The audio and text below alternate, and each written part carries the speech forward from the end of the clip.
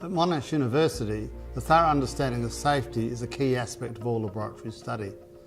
Safety is not just about paperwork and red tape. We take it very seriously here.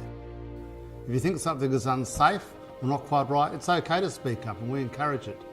It's also okay to ask questions when you're not sure of the safest experimental method.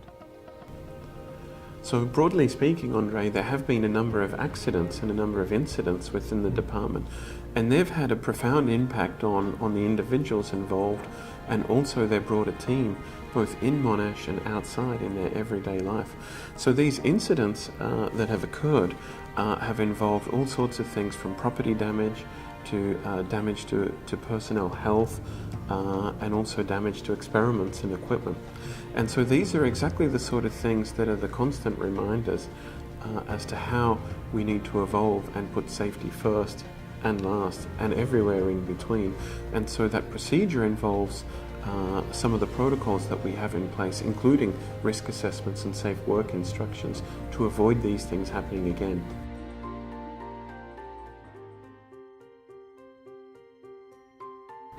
Do you know why we shouldn't mix oxidants and flammables? Do you know what to do if your reaction takes an unexpected turn? Most unwanted chemical reactions make a lot of heat and gas, rather like an unwanted guest. Whatever you do, don't put a lid on your bottle or beaker.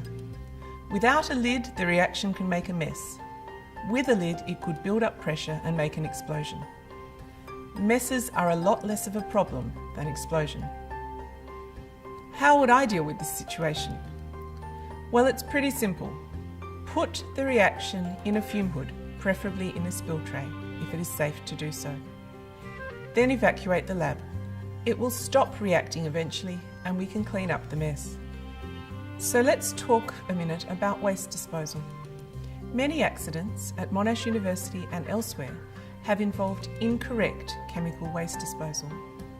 These accidents have involved students and staff, and in some cases have profoundly affected the victim's future quality of life. This is a picture of an incident with waste disposal at Monash University, which could have been a lot worse had it occurred at a time when the lab was populated.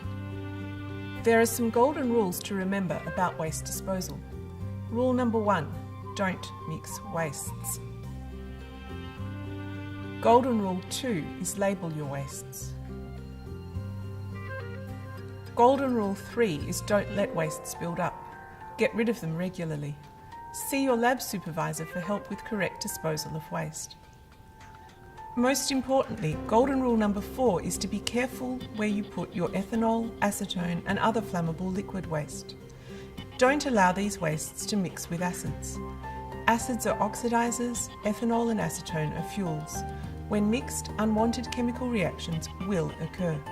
If chemicals are spilt, use the green spill kit, which contains Spill XA for acids, Spill XS for solvents such as ethanol or acetone, and Spill XC for caustic or alkaline substances.